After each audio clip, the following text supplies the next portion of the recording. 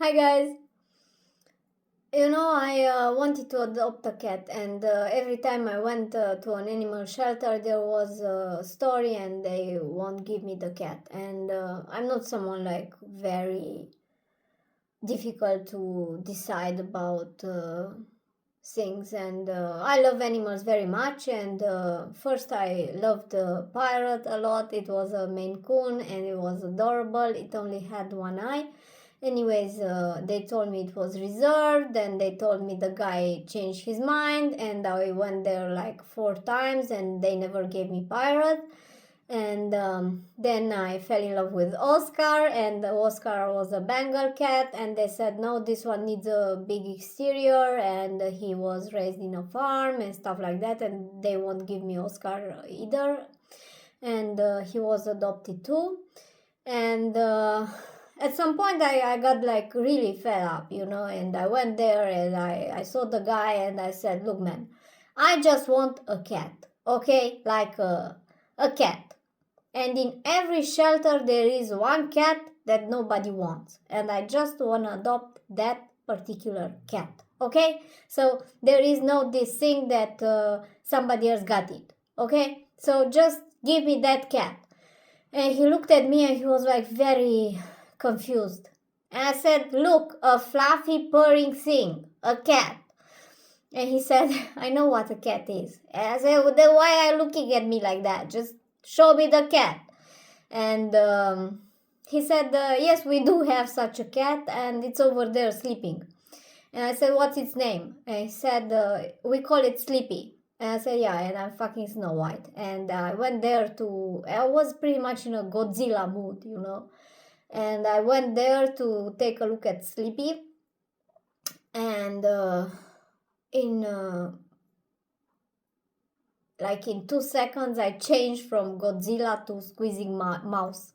And I was like, oh my god, it's adorable! This is adorable! Because the thing was like a ball of fluff. Very, very sweet. I was sleeping. And at that point, the cat opens like two huge green eyes, very beautiful eyes. And it looks at me.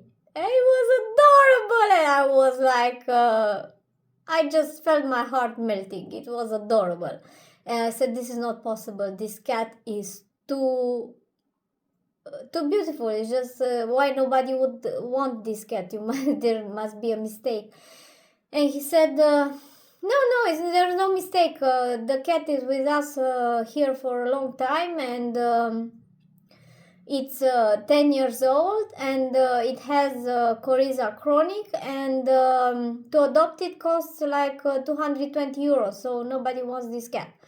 And I said, okay, I'll take the cat. Let's just go and sign the papers. And for me, the cat is just perfect. And Coryza chronic is not, it's like the flu for cats. The only problem is that you cannot put it in a pension when you go on vacation, or you need to let it to someone who does not have cats, because it's a virus that gets transmitted to other cats, but it does not transmit to humans.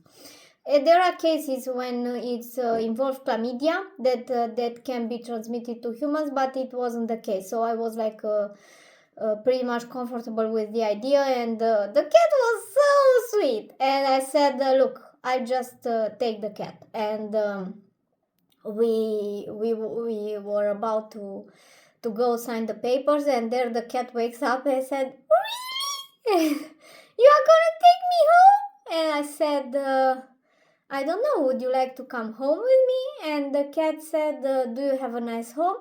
And I said, I don't know if it's nice, but it's nothing fancy. It's just like normal home. And I have a lot of pictures of musicians like all over the place. I've got Elvis in the kitchen, and Jim Morrison, and pictures with Bob Dylan, and in the hallway there's Paganini and Ravel on the fridge, and all kind of pictures with composers. And it's just that kind of home where so much music, and it's pretty much cozy. And there is this terrace where you can enjoy sunlight, and I bought you a cat tree, and we can decide where to fix it so you can stay there and watch the birds, and there are many places where you can play, and it's quite a modest home, but I think it's much better than in here. And the cat looked at me and it said,